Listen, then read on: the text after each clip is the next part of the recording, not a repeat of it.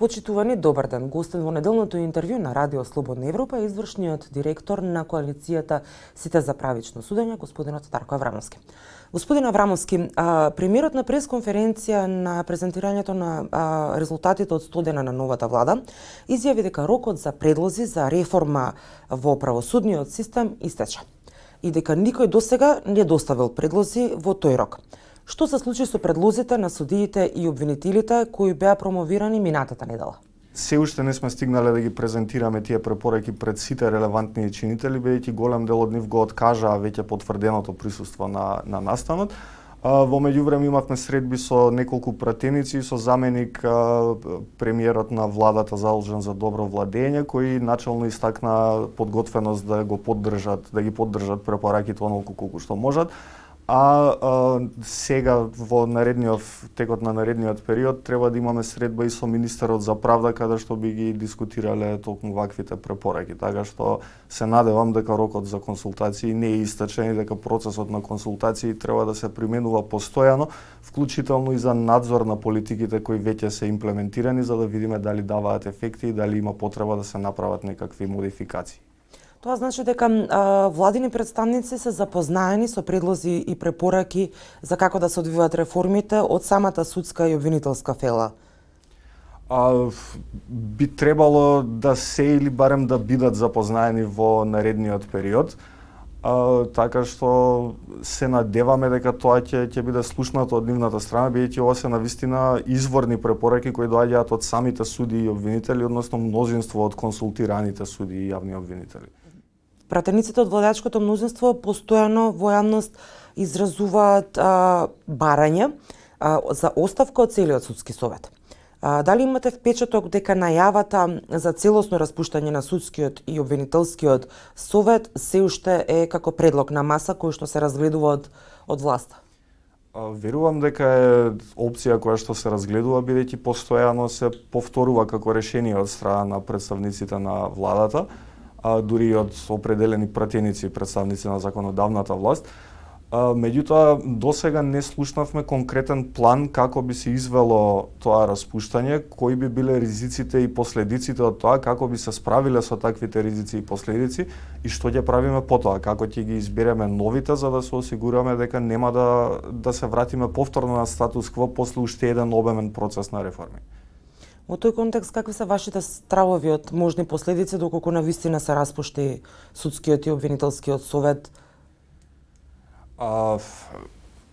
Прво и основно, мислам дека во голема мера ќе биде задоцнато решение, затоа што веќе имаме промени во составот на советите.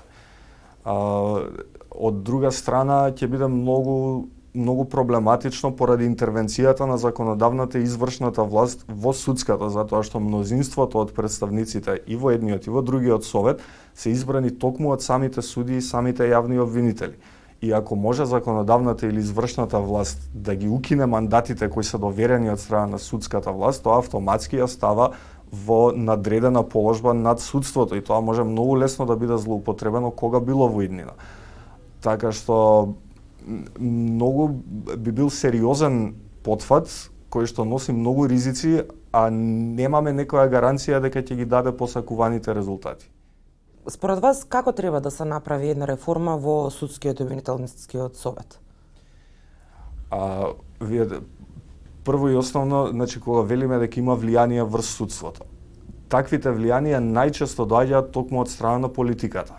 Ако политиката сака да се справи и да ја подобри независноста на судството, треба само да отстапи и да не се меша во работите на кои што се во надлежност на судството.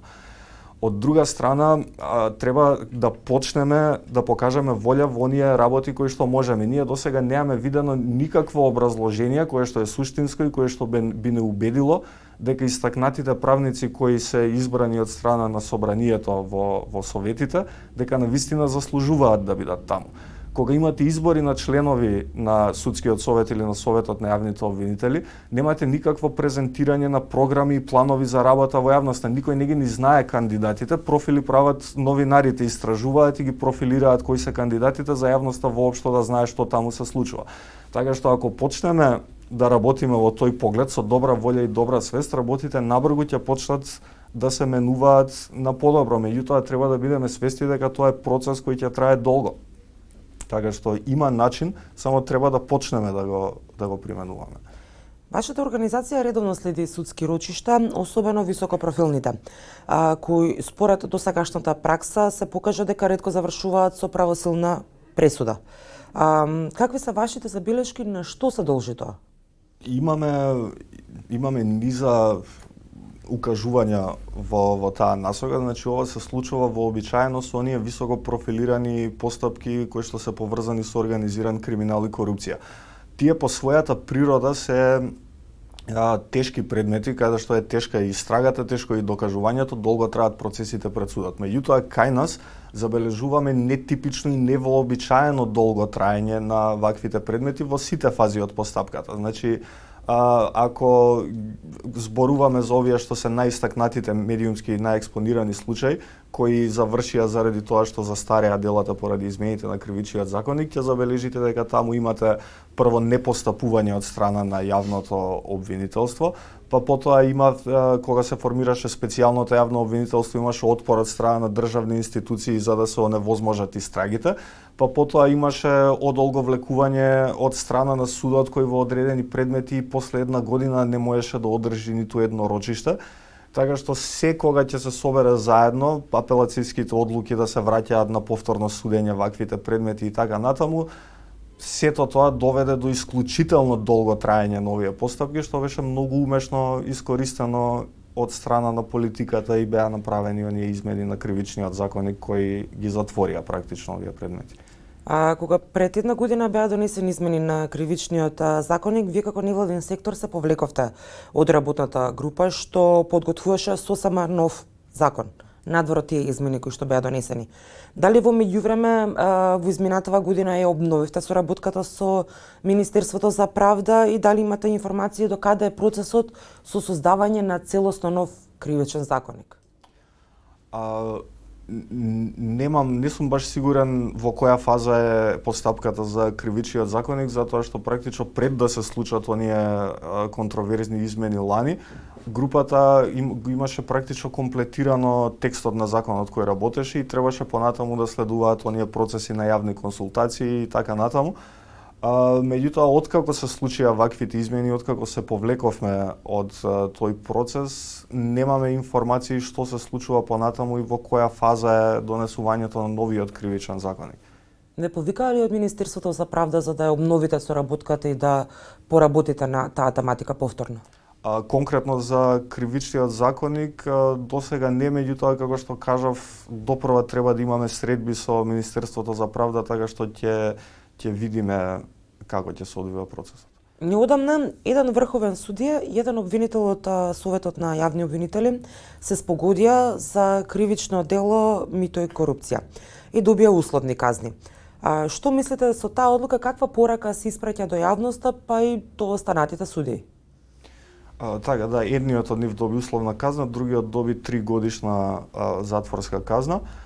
Она што факт е дека во јавноста одекна овие како исклучително ниски казни. И впрочем, она што дополнително загрижува е што ако ги погледнете пресудите и образложенијата зошто се определени токму вакви санкции, нема да видите ништо внатре што ќе ви укаже на тоа како прво обвинителството се спогодило за таква санкција, а потоа зошто судот бил уверен дека токму таа санкција е соодветна за ваквите дела. Така што тоа е проблематично и тоа остава многу простор за сомнеж во ваквите ситуации, особено доколку се имаат предвид функциите на лицата кои беа инволвирани во сето ова. Иако не стануваше збор за некоја исклучително висока имотна корист која што е стекната со ваквото дело, имајќи предвид одговорноста која што и интегритетот кој што треба да се демонстрира во ваквите ситуации, не сме ниту ние, ниту па општата јавност убедени во тоа дека е избрана соодветната санкција, иако за волја на вистината 3 годишната затворска казна за таквото кривично дело е меѓу највисоките санкции кои што се изречени за вакво дело. Според вас, како е можно да се искорени корупцијата во правосудниот систем?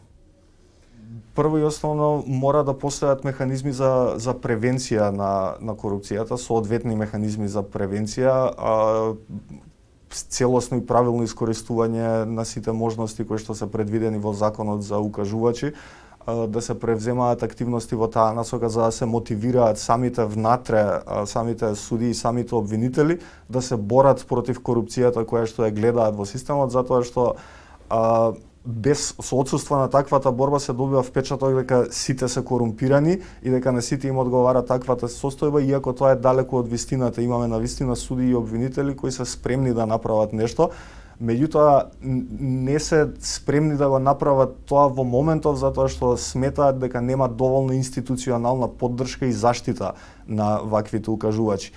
Од друга страна, тоа повлекува и доследност во имплементирање понатаму на сите законски механизми како што е законот за спречување на корупцијата, меѓутоа и кривичниот законник и прогонот на ваквата корупција треба да биде доследен, треба да има сериозна примена и да бидат спроведени ваквите кривични постапки на транспарентен начин за јавноста да биде уверена дека државата навистина системски се бори против корупцијата. Од една страна, кражба на милиони евра од државна каса може да застари како кривично дело, а од друга страна извршител со последната одлука на Уставниот суд може да го гони граѓанинот условно кажано до смрт поради неплатена сметка за струја. Какви измени се потребни во законите за да биде праведно за сите оние кои што сгрешиле во системот? Значи, нашите забелешки уште во рамки на работната група на кривичниот законник пред да бидат направени овие измени беа токму во насока на тоа дека санкциите за коруптивните кривични дела се исклучително ниски. Значи се предвидени санкции до 3 години, до 5 години, а може да станува збор за исклучително сериозни кривични дела сторени од многу високи функционери. Во оној текст на измените на кривичниот законник кој што се работеше во работната група, беа зголемени санкциите на речиси сите кривични дела во кривичниот законник, но најмал дел од коруптивните кривични дела каде што беа останати оние санкции кои што беа во претходниот кривичен законник, меѓутоа и тие дури се ниски затоа што предвидуваат многу низок долен праг на изрекување на санкцијата и затоа многу често во пракса завршуваме со условни осуди или минимални затворски казни за вакви кривични дела во оние постапки кои што ќе успеат да бидат завршени со осудителна пресуда. Така што мора да има зајакнување на системот на санкционирање, мора да има соодветна примена на конфискацијата на имоти, одземање на сета нелегално стекната имотна корист. Меѓутоа, уште побитно е да има доследна примена, значи финансиските истраги да се применуваат доследно и во сите случаи што се поврзани со корупција. Така што битно е да се користат механизмите и битно е да се покаже доследна примена на оние механизми што ги имаме на располагање, а потоа законските измени да доаѓаат само како минимални унапредувања на рамката што се дава на практичарите. Кога зборуваме за казните, како оценувате ситуацијата во која што поранешниот премиер Никола Груевски условно кажано се спаси од затворска казна за предметот тенк, односно за набавката на Мерцедесот, а министерката Јанкуловска и нејзиниот заменик Поповски одлежаа затворски казни за истото дело? Тоа е таа недоследна примена на правото во пракса која што можеме да ја забележиме и тоа е тоа што го остава ваквиот впечаток за непрофесионалност и пристрасност на судовите затоа што се гледаат двојни аршини во постапувањето. Меѓутоа во конкретниот случај вината не беше на судот, бидејќи стануваше збор за бегство. Овој не беше еден од оние случаи каде што застаре кривичното дело поради некакви измени на законите или поради непостапување на судовите, туку застаре изрекувањето на санкцијата. Ви благодарам за разговорот. Фала ви вам. Вам, почитувани, ви благодарам што го следевте неделното интервју на Радио Слободна Европа. До гледање.